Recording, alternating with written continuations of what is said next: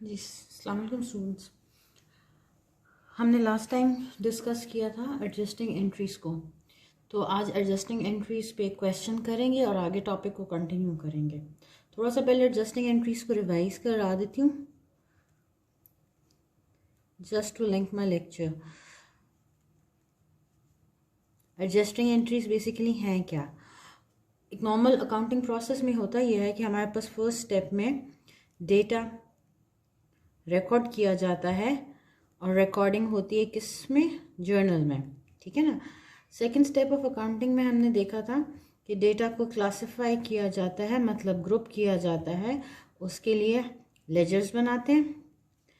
Third step of accounting में data को summarize किया जाता है in form of a trial balance. And in the fourth step of accounting business का accountant communicate करता है फाइनेंशियल इंफॉर्मेशन को with different stakeholders in form of financial statements.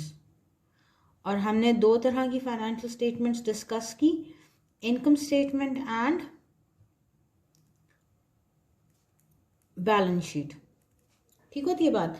अब होता यह है कि जब बिजनेस का अकाउंटेंट एक ट्रायल बैलेंस बना लेता है, अपने डेटा की, अपने फाइनेंशियल डेटा की समरी क्रिएट कर लेता है एक पीरियड के एंड पे, तो बास टाइम बिजनेस की कुछ ट्रांजैक्शंस ऐसी होती हैं, कुछ एक्टिविटीज़ ऐसी होती हैं जिनकी वजह से at the end of a certain period business को कुछ एडजस्टमेंट्स करने की ज़रूरत पड़ती है before making the financial statements. ये फाइनेंशियल स्टेटमेंट्स को बनाने से पहले, अब ज़रूरी नहीं है कि हर ट्रांजैक्शन के लिए एडजस्टमेंट्स की ज़रूरत पड़े, नहीं, कुछ खास किस्म की ट्रांजैक्शंस होती हैं जिनके लिए बिजनेस को एडजस्टमेंट्स करनी पड़ती हैं। एडजस्टमेंट करने का मतलब है अपने अकाउंट को इंक्रीज या डिक्रीज करना पड़ता है, डेटा को अपडेट करना पड़ता है। इस डेटा को अपडेट करने के लिए भी, क्योंकि अकाउंटिंग में जो भी फाइनेंशियल इंफॉर्मेशन की हम बात करते हैं उसका कोई रिटन रिकॉर्ड होना चाहिए ना, इन फॉर्म ऑफ अ जर्नल। तो एडजस्टमेंट में भी हमने डिफरेंट जर्नल एंट्रीज ही पास करनी है, कोई जर्नल एंट्री ही बनानी होती है, लेकिन फॉर सर्टन स्पेसिफिक डेटा।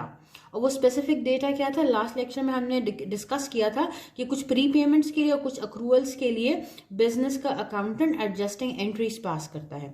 आज इस एडजस्टिंग एंट्रीज की प्रैक्टिकल एप्लीकेशन के लिए एक क्वेश्चन को हम यहाँ पे देखते हैं। हमारे पास एक क्वेश्चन यहाँ पे गिवन है, एक बिजनेस का डेटा गिवन है, एक बिजनेस है, उसकी ट्रायल बैलेंस गिवन है कि बिजनेस ने ट्रायल बैलेंस तक, मतलब रिकॉर्ड करके डेटा को क्लासिफाई करके ट्रायल बैलेंस बना ली।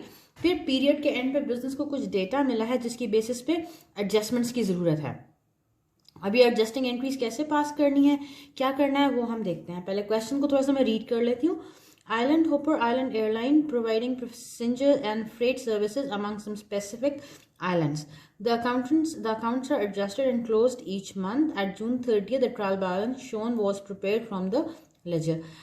एक बिजनेस है जिसका नाम है आइलैंड हॉपर, एक एयरलाइन प्रोवाइडिंग पैसेंजर सर्विसेज है, जो कि पैसेंजर एंड फ्रेट सर्विसेज देती है, और ये अपने अकाउंट्स को एडजस्ट करती है और क्लोज करती है ईच मंथ के एंड पे। यहाँ पे important first thing to note is कि ये एडजस्टमेंट कितने टाइम के बाद की गई है, क्योंकि जितना टाइम के बाद हम एडजस्टमेंट करते हैं, वो चाहे मंथ की एडजस्टमेंट हो या ईयर की एडजस्टमेंट हो, उसके अकॉर्डिंगली हमने डेटा को एडजस्ट करना होता है, डेटा को कैलकुलेट करना होता है, ठीक है ना।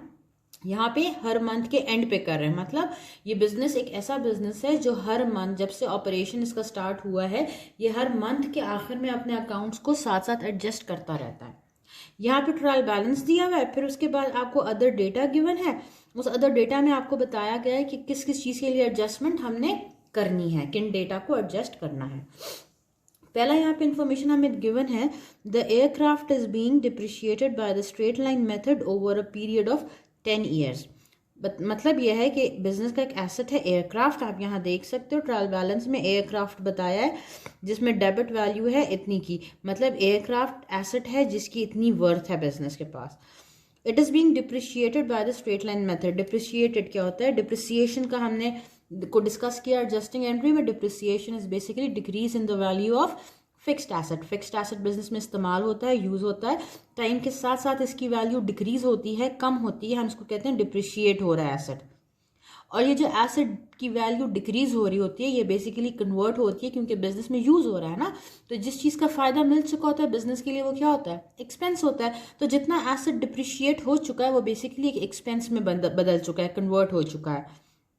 अब ये बिजनेस अपने एसेट को डिप्रिशिएट करने के लिए कौन सा मेथड यूज करती है, स्ट्रेट लाइन मेथड इस्तेमाल करती है। हमने लास्ट लेक्चर में देखा था कि डिप्रिसिएशन को कैलकुलेट करने के डिफरेंट मेथड्स होते हैं, उनमें से एक मेथड था straight line method over a period of 10 years. इसका मतलब है कि टोटल एसेट की जो लाइफ है दैट इज 10 ईयर्स। अब इस डेटा को यूज करके हमने पहली एडजस्टिंग एंट्री पास करनी है फॉर डिप्रिसिएशन। एडजस्टिंग एंट्री पास करने के लिए हमारे पास, क्योंकि एंट्री है ना, तो हमारे पास बेसिक फॉर्मेट तो वही होगा कि डेट होगी पहले कॉलम में, अकाउंट्स होंगे, फिर एक कॉलम डेबिट का होगा, एक कॉलम क्रेडिट का होगा। ठीक है, you can draw lines, date, account, debit and credit. ये आपका एडजस्टिंग एंट्री के लिए जर्नल क्रिएट हो गया। ठीक होती है बात। अच्छा, फिर अब क्योंकि हम जब ये एडजस्टिंग एंट्रीज पास करेंगे तो हमने साथ साथ कुछ एक्स्ट्रा कैलकुलेशंस भी करनी होती हैं, तो वो आप जो हो साइड पे अपना एक रफ वर्क का कॉलम बना सकते हो या एडजस्टिंग एंट्रीज के एंड पे एडजस्टमेंट कैलकुलेशन वगैरह कर सकते हो, इट्स अप टू यू।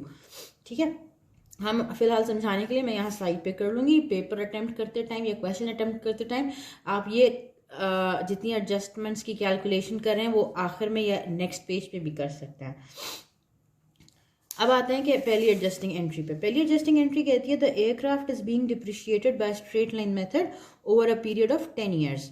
अब इसका मतलब है हमने यहाँ पे करना क्या है, सबसे पहले अमाउंट ऑफ डिप्रिसिएशन कैलकुलेट करना है कि हर साल कितना एसेट डिप्रिशिएट होता है, क्योंकि according to this statement business use कर रहा है straight line method of depreciation over a period of 10 years.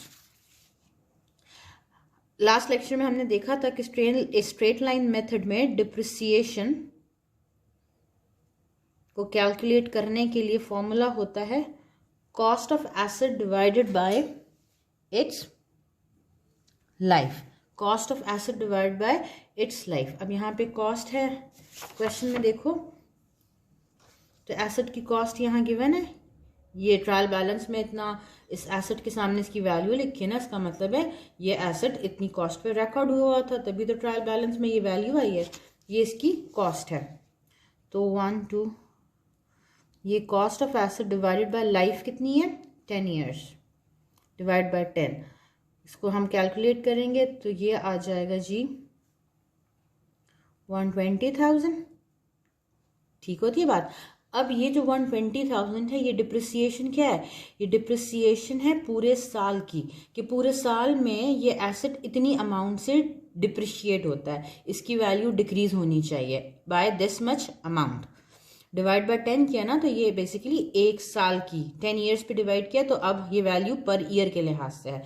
अब हमने जो एडजस्टमेंट्स करनी है, जो एडजस्टिंग एंट्री पास करनी है, वो कब की करनी है, हमने एडजस्टिंग एंट्री पास करनी है फॉर ईच मंथ लिखा था ना, तो हमें ये डिप्रिसिएशन का अमाउंट पर ईयर का नहीं चाहिए, हमें ये अमाउंट चाहिए किसका, पर मंथ का।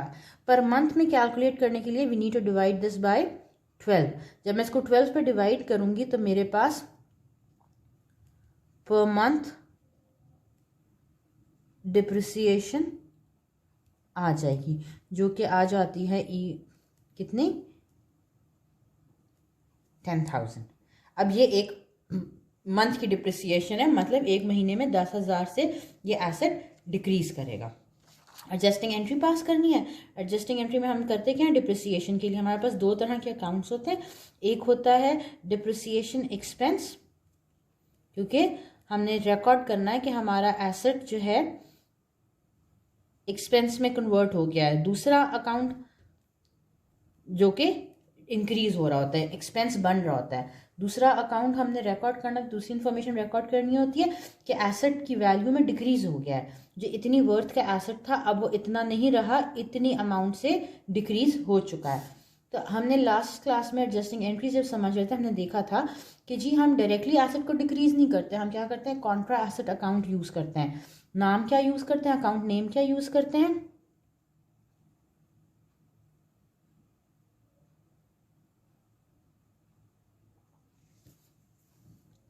अकाउंट नेम हम क्या यूज़ करते हैं जी, हम अकाउंट नेम यूज़ करते हैं accumulated डिप्रिसिएशन या प्रोविजन फॉर डिप्रिसिएशन। अब यहाँ पे अगर आप क्वेश्चन में देखो तो थोड़ी सी हमें हेल्प मिल सकती है, क्योंकि यहाँ ट्रायल बैलेंस गिवन थी। इस ट्रायल बैलेंस में ऑलरेडी accumulated डिप्रिसिएशन का नाम यूज़ हो रहा है, इसका मतलब है we need to use the same account name. अगर हमें क्वेश्चन में ये डिप्रिसिएशन का अकाउंट नहीं दिया होता तो हम यहाँ पे प्रोविजन फॉर डिप्रिसिएशन भी इस्तेमाल कर सकते थे, लेकिन क्योंकि क्वेश्चन में एक्यूमुलेटेड डिप्रिसिएशन दिया है तो हमने यही सेम नेम यूज़ करना है ड्यू टू कंसिस्टेंसी प्रिंसिपल। तो ये अकाउंट है, ये शो करता है decrease in the value of asset. Asset account है लेकिन उसमें डिक्रीज शो करता है। एक्सपेंस ज़्यादा होता है डेबिट करते हैं, एसेट डिक्रीज होता है उसको हम क्रेडिट करते हैं। तो जो एडजस्टिंग एंट्री हम पास करेंगे वो क्या करेंगे, डेट हमने क्या लिखनी है अब यहाँ पे, क्योंकि क्वेश्चन में आप देखो तो लिखा है एडजस्टिंग एंट्रीज रिक्वायर्ड एट 30 जून। तमाम एडजस्टमेंट्स एक ही डेट पे की जाती हैं जो कि पीरियड का एंड होता है। यहाँ पे क्या दिया है 30 जून, तो मैंने यहाँ पे डेट में लिखना है जून 30। रिकॉर्ड क्या करना है, पहले एक्सपेंस, तो मैं यहाँ लिखूंगी डिप्रिसिएशन एक्सपेंस। किस एसेट की डिप्रिसिएशन है, एयरक्राफ्ट, तो मैं यहाँ पे साथ में एसेट का नाम भी लिख देती हूँ, क्योंकि बास टाइम क्वेश्चन में ये हो सकता है। अब यहाँ तो एक ही एसेट एयरक्राफ्ट की डिप्रिसिएशन दिया है, मगर बास टाइम क्वेश्चन ऐसे होते हैं जिसमें हमारे पास मल्टीपल एसेट्स हो सकते हैं। बिल्डिंग की भी डिप्रिसिएशन है, मशीन की भी डिप्रिसिएशन है, एयरक्राफ्ट की भी डिप्रिसिएशन है। तो वहाँ पे हमने अलग अलग एंट्री इन तीनों एसेट्स की डिप्रिसिएशन के लिए पास करनी होती है। तो हम अलग अलग से मेंशन करने के लिए साथ में एसेट का नाम ज़रूर मेंशन कर देते हैं। कितने से एसेट डिप्रिशिएट होगा, 10,000 से, तो मैंने सामने डेबिट में 10,000 लिख दिया। एक्यूमुलेटेड डिप्रिसिएशन क्रेडिट हो रहा है, तो मैं यहाँ नीचे लिखती हूँ एक्यूमुलेटेड डिप्रिसिएशन। मैंने पूरा डिप्रिसिएशन नहीं लिखा, आप पूरा लिखोगे। और एयरक्राफ्ट क्रेडिट के कॉलम में आ जाएगा 10,000। यहाँ तक बात समझ में आती है। ये हमने एडजस्टिंग एंट्री पास कर दी डिप्रिसिएशन को रिकॉर्ड करने के लिए।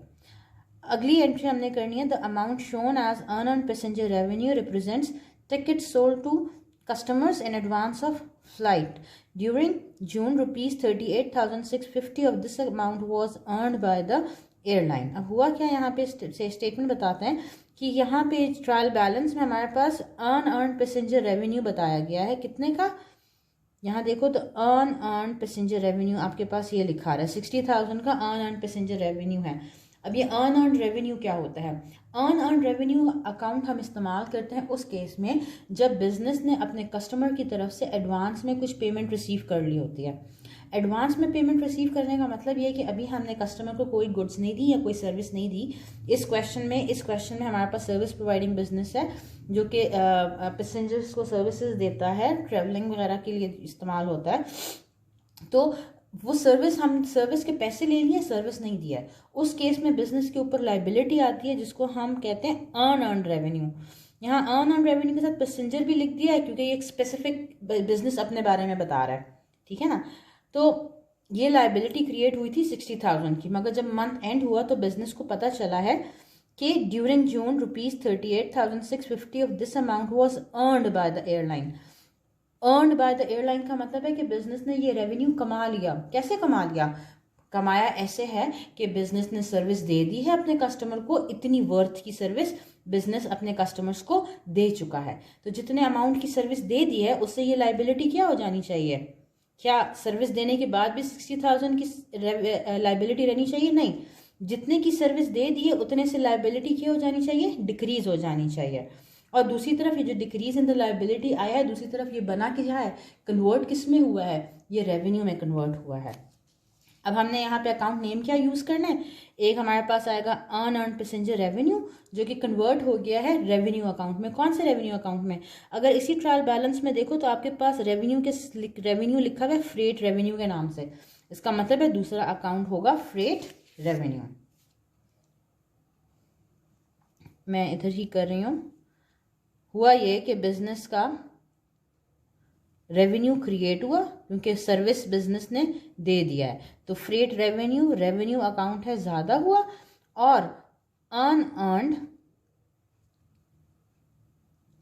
पैसेंजर रेवेन्यू जो कि एक लाइबिलिटी थी वो क्या हो गई है, डिक्रीज हो गई है। लाइबिलिटी डिक्रीज होती है तो हम डेबिट करते हैं, रेवेन्यू इंक्रीज होता है तो क्रेडिट करते हैं। तो अब यही एडजस्टिंग एंट्री हमने यहाँ पास करनी है। डेट क्या आएगी, सेम डेट पे हम एडजस्टिंग एंट्रीज करें, 30 जून 30 ही है। पहले डेबिट लिखते हैं फिर क्रेडिट। डेबिट क्या हो रहा है, अनअर्न्ड पैसेंजर रेवेन्यू, तो मैं यहाँ लिखूंगी अनअर्न्ड पैसेंजर रेवेन्यू। डेबिट हुआ कितने से, जितने अमाउंट की सर्विस दी थी, 38,650 की सर्विस दे दी थी तो ये अमाउंट यहाँ लिख दिया। क्रेडिट क्या होगा, फ्रेट रेवेन्यू, इतने का रेवेन्यू बन गया है 38,650। हमने एडजस्टिंग एंट्री पास कर ली किसके लिए, अपनी सेकंड एडजस्टमेंट के लिए। वापस क्वेश्चन पे देखते हैं। सी यहाँ लिखा हुआ है salaries earned by employees but not yet paid amount to ₹3,300। Salaries earned by employees मतलब ये है कि एम्प्लॉय ने सैलरी अर्न कर ली। एम्प्लॉय सैलरी कब अर्न करता है, जब वो बिजनेस को सर्विस दे चुका होता है। मतलब बिजनेस फायदा उठा चुका है इन एम्प्लॉयज से, कितने का, 3,300 का फ़ायदा उठा चुका है, मगर अभी इसकी पेमेंट नहीं की है। कोई बेनिफिट आप रिसीव कर चुके होता है, बिजनेस बेनिफिट रिसीव कर चुका होता है, उसको हम एक्सपेंस की कैटेगरी में डालते हैं, जिससे फ्यूचर बेनिफिट ना मिलता हो, एक्सपेंस होता है। इसका मतलब है यहाँ पे एक एक्सपेंस की हम बात कर रहे हैं। कौन सा एक्सपेंस बात कर रहे हैं, मैं यहाँ इधर कर लेती हूँ। सैलरीज एक्सपेंस ज़्यादा हुआ है, और क्योंकि अभी ये सैलरीज पे नहीं किए हैं, स्टेटमेंट में लिखा हुआ था ना नॉट पेड येट, इसका मतलब है ये अमाउंट पे नहीं की। जो बिजनेस ने पेमेंट्स नहीं की होती वो बिजनेस के लिए क्या होती हैं, लाइबिलिटीज होती हैं। तो यहाँ हम लिखेंगे सैलरीज पेबल, जो एक लाइबिलिटी है, ये एक्सपेंस है। लाइबिलिटी भी ज़्यादा हुई है, एक्सपेंस भी ज़्यादा हुआ है। एक्सपेंस ज़्यादा होता है तो डेबिट करते हैं, लाइबिलिटी ज़्यादा होती है तो क्रेडिट करते हैं। एडजस्टिंग एंट्री कैसे होगी, यहाँ लिखूंगी 30th और पहले debit salaries expense and salaries payable, कितने अमाउंट से, 3,300 डेबिट में भी और 3,300 क्रेडिट में भी। यहाँ तक बात समझ में आती है। अब ये आगे एंट्री यहीं पे कंटिन्यू करेगी कि मेरा पेज ख़त्म हो गया है तो मैं इसलिए दूसरे पेज पे जा रही हूँ। वही टेबल कंटिन्यू हो रहा है जिसमें पहला कॉलम है डेट का, फिर है अकाउंट्स, फिर है डेबिट का कॉलम और फिर है क्रेडिट का कॉलम। वही पेज कंटिन्यू, यही वाला ये टेबल आगे कंटिन्यू होगा। मेरे पास पेज पे जगह नहीं है इसलिए मैं नेक्स्ट पे जा रही हूँ।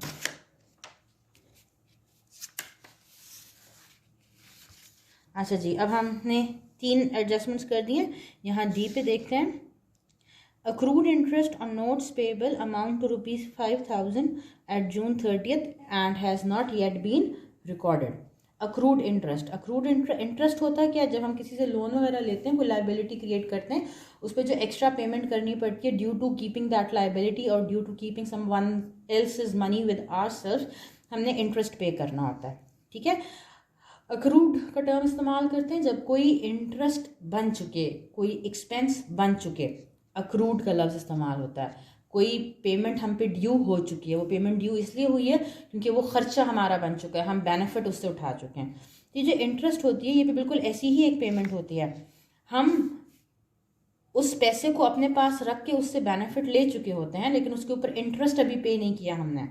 लिखा ना not yet paid, not yet recorded का मतलब है रिकॉर्ड तब करते हैं जब हम ट्रांजैक्शन कर लेते हैं, पेमेंट कर लेते हैं। तो यहाँ कोई ट्रांजैक्शन आकर नहीं हुई, पेमेंट ही नहीं किया हमने, तो चाहे नॉट पेड का लफ्ज़ लिखा हो या नॉट रिकॉर्डेड का लफ्ज़ लिखा हो, दोनों का मतलब एक ही है कि ये पेमेंट अभी हमने नहीं की है। इंटरेस्ट बन चुका है, इंटरेस्ट एक्सपेंस बन चुका है, मगर अभी हमने पे नहीं किया। मतलब हम पे अब हमने रिकॉर्ड ये करना है कि बिजनेस पे इंटरेस्ट एक्सपेंस बन चुका है लेकिन पे नहीं किया, तो इंटरेस्ट पेबल, लाइबिलिटीज के लिए टर्म इस्तेमाल होता है पेबल का। एक लाइबिलिटी क्रिएट हुई है, एक्सपेंस इंक्रीज हो चुका है, लाइबिलिटी भी बन चुकी है, मगर अभी हमने रिकॉर्ड नहीं किया है। तो अब हमने क्या करना है, एक्सपेंस को रिकॉर्ड करना है, इस लाइबिलिटी को रिकॉर्ड करना है। एक्सपेंस ज़्यादा होता है डेबिट करते हैं, लाइबिलिटी ज़्यादा होती है क्रेडिट करते हैं। डेट वही आएगी 30 जून की, पहले डेबिट लिखना है, तो इंटरेस्ट एक्सपेंस कितना बना था जी, 5000 का, क्वेश्चन में 5000 गिवन है, और इंटरेस्ट पेबल क्रेडिट होगा बाय 5000। ये बात समझ में आती है। लास्ट में है, on April 1st a 12-month insurance policy has been purchase for ₹25,200। Business ने 12 मंथ्स की इंश्योरेंस पॉलिसी खरीदी। इंश्योरेंस की पॉलिसी कैसे काम करती हैं, आप टाइम से पहले अपने फ्यूचर को इंश्योर करने के लिए एक पॉलिसी खरीद लेते हो, एडवांस में खरीद पेमेंट करते हैं, पहले पेमेंट करते हैं, आगे फ्यूचर इंश्योर होता है। मतलब this is case of prepayments, advance payments. Prepayments, advance payments are assets, ठीक है। और उसका नाम हम इसको रिकॉर्ड किस तरह करते हैं, प्रीपेड इंश्योरेंस के नाम से। लेकिन अगर हम इस क्वेश्चन को देखें, इंश्योरेंस के साथ लफ्ज लिखा है अनएक्सपायर्ड, एक ही बात है। अनएक्सपायर्ड इंश्योरेंस क्या है, जो कि अभी एक्सपायर नहीं हुई है, एडवांस में पेमेंट की थी ना, तभी एक्सपायर नहीं हुई ना। अगर आप फ़ायदा लेने के बाद पेमेंट कर लेते अपनी इंश्योरेंस की, तो वो तो आगे फ्यूचर में कोई बेनिफिट नहीं देती, ठीक है। इसके लिए यहाँ टर्म इस्तेमाल हुआ है अनएक्सपायर्ड इंश्योरेंस। तो याद रख लो, अनएक्सपायर्ड इंश्योरेंस लिखा हो, प्रीपेड इंश्योरेंस लिखा हो, एडवांस इंश्योरेंस लिखा हो, तीनों का मतलब एक ही है, अनएक्सपायर्ड इंश्योरेंस। अगर ये ट्रायल बैलेंस ना गिवन होती तो मेरी मर्जी थी, मैं इसको प्रीपेड इंश्योरेंस कहती, अनएक्सपायर्ड इंश्योरेंस कहती या एडवांस इंश्योरेंस कहती। लेकिन अब इस क्वेश्चन में क्योंकि ये अकाउंट नेम इस्तेमाल हो चुका है, तो हमने अब यही नेम यूज़ करना है। तो यहाँ पे हुआ क्या कि बिजनेस ने इतने अमाउंट की इंश्योरेंस खरीदी थी। टाइम गुजरता है तो इंश्योरेंस क्या होती है, इस्तेमाल होती है। जब इंश्योरेंस इस्तेमाल होती है तो कन्वर्ट किस में होगी, एक्सपेंस में कन्वर्ट हो जाएगी। एसेट की वैल्यू डिक्रीज हो जाएगी और एक्सपेंस ज़्यादा हो जाएगा। 1 अप्रैल को इंश्योरेंस खरीदी थी 25,200 की।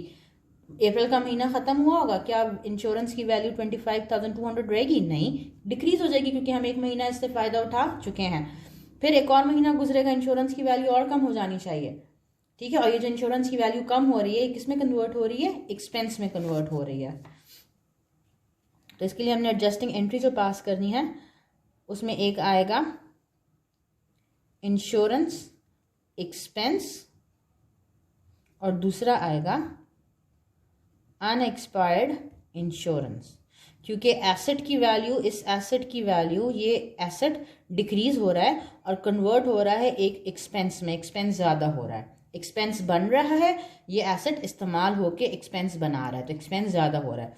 अब यहाँ पे क्वेश्चन ऐसा आता है कि जी कितने अमाउंट से ये एक्सपेंस बना है, या कितने अमाउंट से इंश्योरेंस यूज़ हुई है।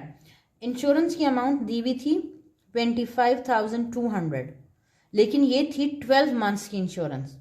ये पूरी इंश्योरेंस थी फॉर 12 मंथ्स। हम एडजस्टमेंट कर रहे हैं, हम कैलकुलेट कर रहे हैं एक मंथ की इंश्योरेंस की। 1 मंथ में कितनी इंश्योरेंस इस्तेमाल हुई है, तो मैं इसको क्या करूँगी, डिवाइडेड बाय 12 कर दूंगी। जो वैल्यू आती है that will be insurance per month, एक मंथ में कितनी इंश्योरेंस कन्वर्ट हुई है एक्सपेंस में। एडजस्टिंग एंट्री पास करनी है, 30th लिखूंगी। पहले डेबिट लिखते हैं, डेबिट होगा इंश्योरेंस एक्सपेंस। अमाउंट कितना आएगा, जो यहाँ पे वैल्यू आ रही होगी वो मैं यहाँ पे लिख दूंगी, ठीक है। और क्रेडिट होगा एसेट अनएक्सपायर्ड इंश्योरेंस, क्योंकि एसेट की वैल्यू डिक्रीज हो गई है कितने अमाउंट से, जो मैंने यहाँ पे कैलकुलेट की होगी। मेरे पास कैलकुलेटर नहीं है तो मैंने कैलकुलेशन नहीं की। अब ये कैलकुलेशन करके यहाँ पे अमाउंट्स लिख सकते हो। हमने ये क्या किया, हमने ये एडजस्टिंग एंट्री कर दी है फॉर दिस डेटा।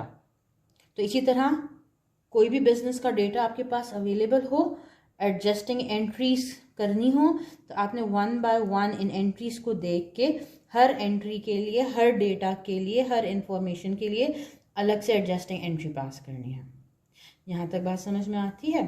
इस एडजस्टिंग एंट्रीज को पास करने के बाद नेक्स्ट स्टेप क्या करते हैं वो हम नेक्स्ट लेक्चर में देखेंगे। Thank you so much.